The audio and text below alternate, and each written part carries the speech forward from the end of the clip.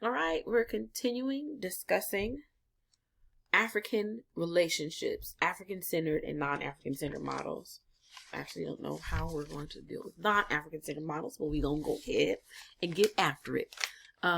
It's a quote at the beginning of this unit by Marcus Garvey that talks about him looking for him in the whirlwind.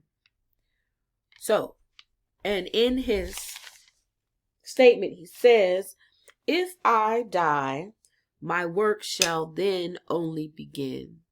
I shall in the physical or spiritual continue to work. To see the day of Africa's glory, look for me in the whirlwind or the storm.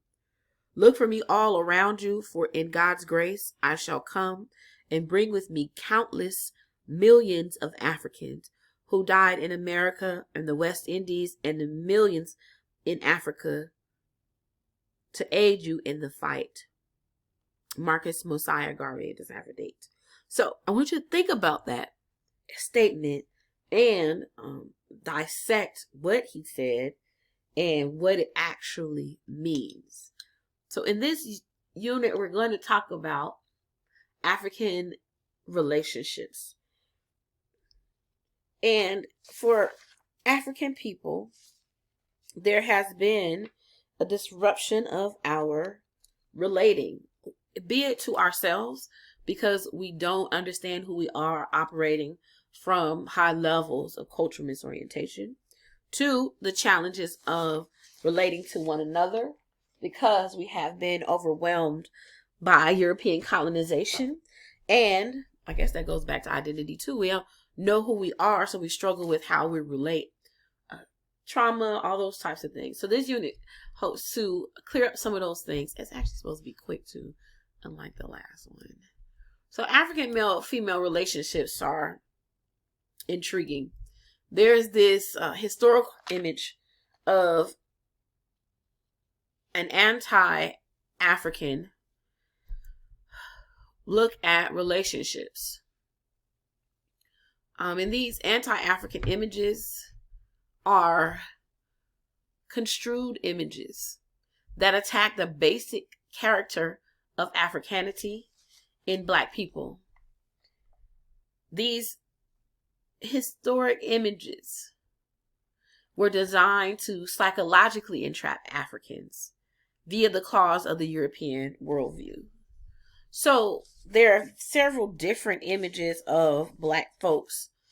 In the olden days, old school, there was a standard image of the mammy, Aunt Jemima, the Jezebel, and the mulatto for the woman, and the Johnny with the N word, uncle as in like Uncle Tom, the buck, and the mulatto as it relates to the male.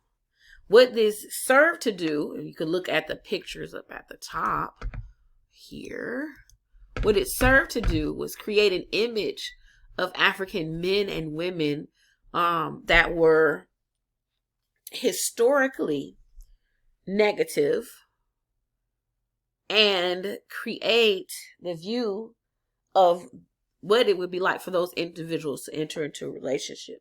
Fast forward to more modern times, these images and still exist. These anti-African European images are still reflected in what they might identify as African people being baby makers, for the woman being sexually promiscuous, with the male being sexually insatiable, lazy. Of course, we know that stereotype of Black folks. Unmotivated towards achievement, always needing immediate gratification, unfaithful, violent, socially immature, ineducable, etc. So the contemporary image of the gender of Black males and Black females still hold that as a foundation. And you should recall from the previous unit that the Eurocentric or the European family has been superimposed to be the family that sets the tone for what the image of family is supposed to look like. So when we begin as African Black psychologists to challenge the notion of what African people or how African people are presented and what role cultural misorientation plays in how the disruption of the African male-female relationship, then we're able to dig more deeply into solutions for addressing faulty family models and addressing the issues of shallow relationships, as well as the issues of miseducation, and even challenge in the individuals the effectiveness of media indoctrination and negative imagery. We are bombarded regularly, as you can see here at the top, with media indoctrination, negative imagery of the Black family. It is rare that we're able to see full culture, intact family in terms of that imagery. So in this mini lecture, we're going to talk about those types of things. Molefi Asante proposed, he wanted to address and look at the challenges that Black male-female relationships face and how that impacts African people overall. So he proposed that the optimal mental health or sanity for African people reflects one of healing Black male-female relationships. And for that healing to happen, it requires an Afrocentric cultural awakening or reawakening. He identified that the issue of viewing the European worldview from an African perspective, Black folks operating inside the European worldview is the single most influential factor that negatively shapes Black male-female relationships. And he also discusses how the breakdown in traditional African rites of passage has been the most damaging cultural institution breakdown in America. He offers a solution for the problems that are facing Black male and female by talking about this process of inspiration and sacrifice, vision and victory, that we must first unwrite the impact of the media and the impact the European worldview has had in terms of influence on the African by undoing the institutionalization of the worship of the white male, undoing sexist roles of Black males, encouraging duty, the ability to love in relationships, encouraging African-centered values in things like rites of passage, which means substituting no for those Eurocentric rites of passage things which are not good for Black males. So in order for the African relationship to work, we must have sacrifice, inspiration, vision, and victory. When Molefi Asante talks about sacrifice. He talks about a collective Afrocentric posture over an individualistic posture, meaning being collective, and then using that relationship to move forward some solutions for African people. The inspiration, maintaining an African imperative of unity, affirmation, self-determination. So the relationship then under inspiration should involve practicing and perpetuating Afrocentricity. He says the solution for Black male-female problem relationship include having a vision, having a purpose in the relationship that is African-centered, and that it ultimately contributes to the survival of African people, and that the relationship be rooted in victory.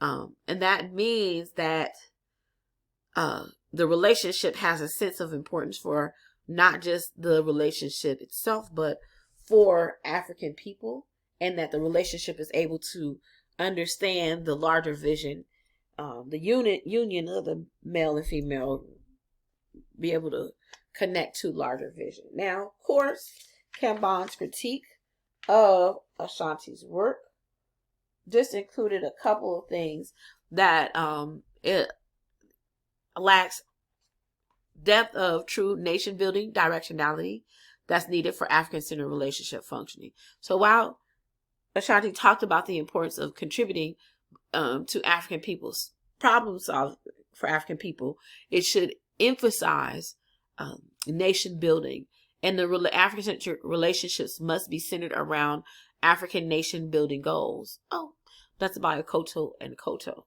Also, we should understand that marriage and or relationships should constitute an African nationhood consciousness. And we should understand that the relationship constitutes not just a social arrangement or love or emotional relationship, but also reflects a economic, political, and spiritual arrangement.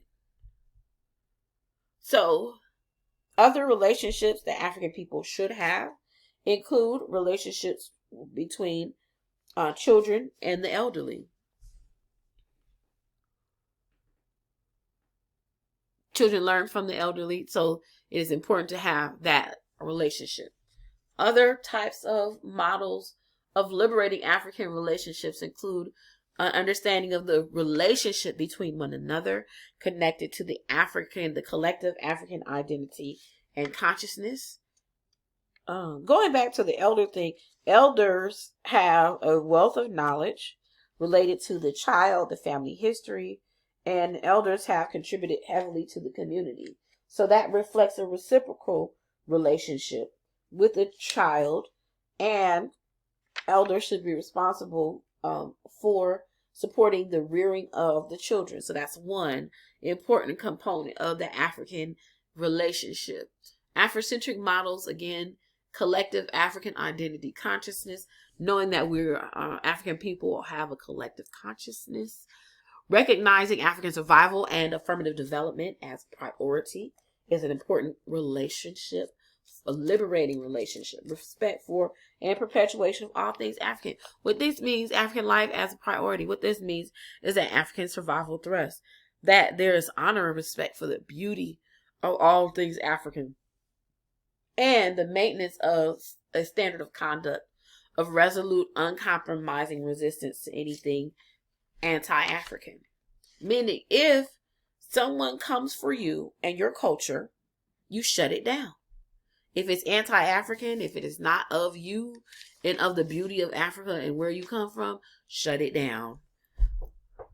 Finally, African relationships should include global diasporic relationships to the motherland.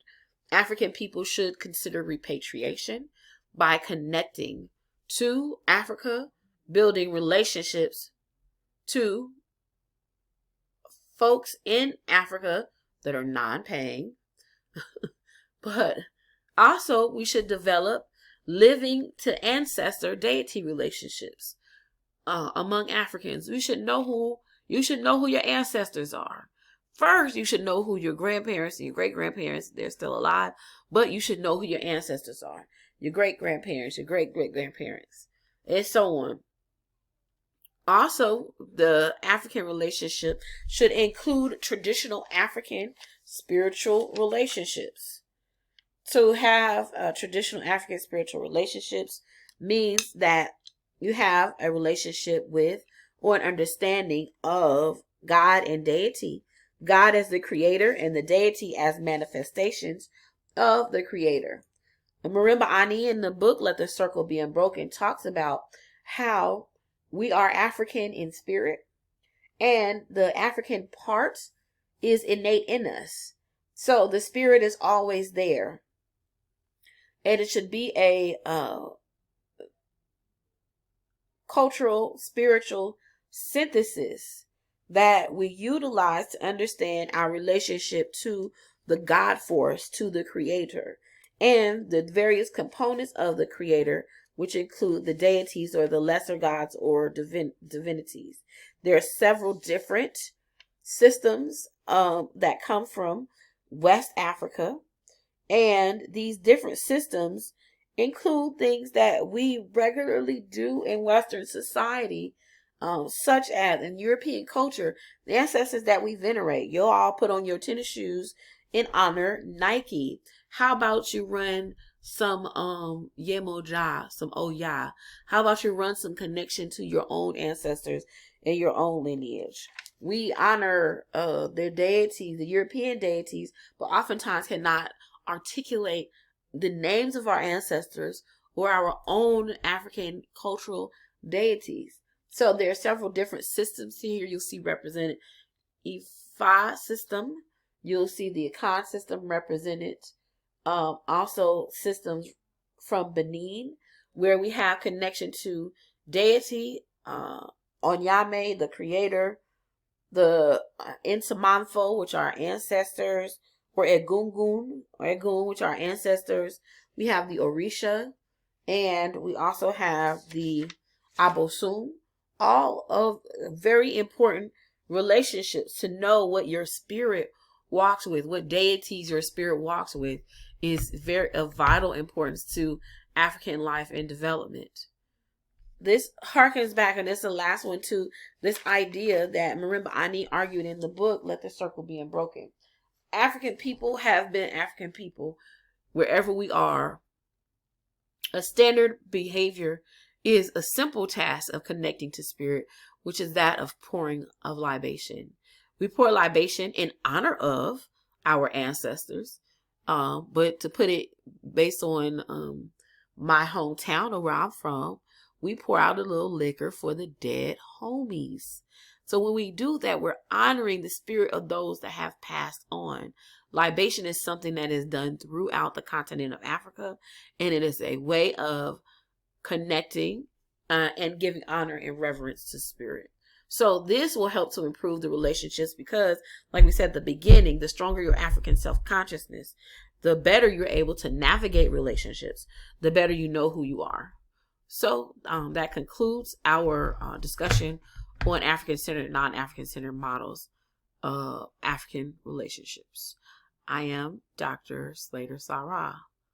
Like and subscribe. I don't know, I think people say that at the end of their video. Slam the like button. No. Slam the subscribe button. Is that a thing? Anyways, and it was good. So we're going to conclude here. And remember the beauty of Africa. And that's it. We'll give some other examples in the future. Peace.